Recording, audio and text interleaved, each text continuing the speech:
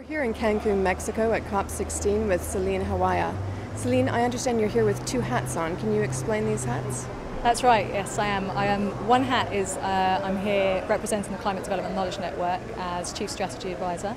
My other hat is I'm also representing PricewaterhouseCoopers. I'm a director in their Sustainability and Climate Change team and lead on adaptation for the firm. Can you tell me about the PricewaterhouseCoopers report that was launched on Business Day?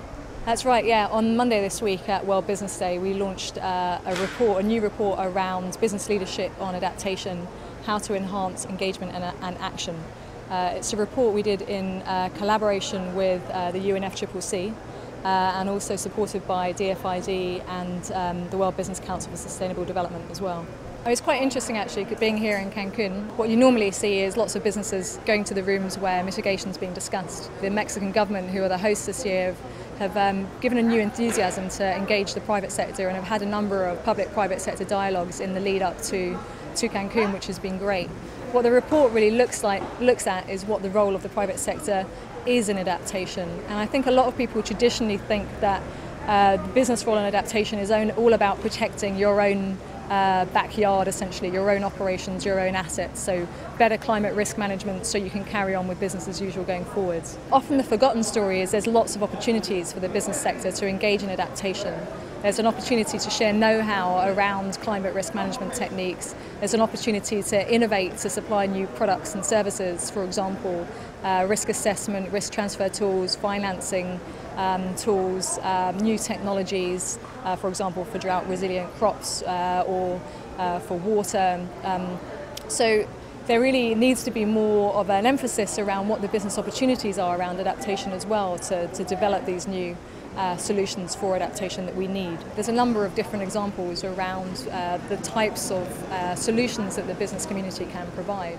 So for example, the insurance and reinsurance sector can play quite a big role in developing new insurance or risk transfer products that can help rural smallholder farmers in a lot of developing countries manage risks from weather and climate change. There's a lot of innovation that can be done, for example, around climate index insurance solutions.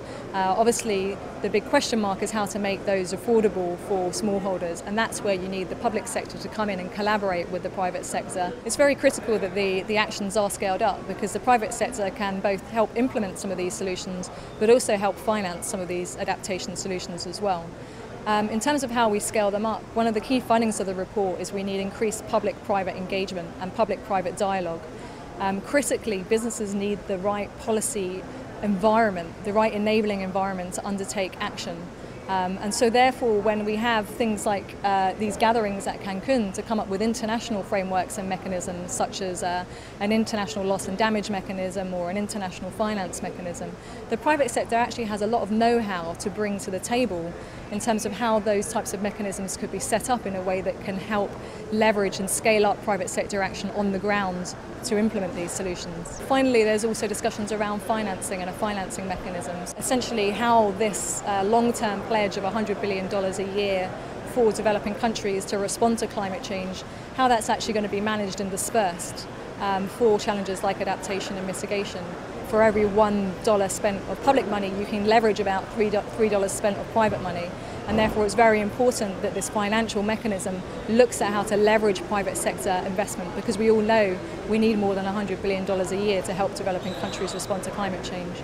The World Bank report, for example, development report last year, and other reports show that we need more like $400 to $500 billion a year. So we're going to need leveraging, we're going to need more input, and the private sector can help collaborate on finance, but also can help collaborate on implementing the solutions.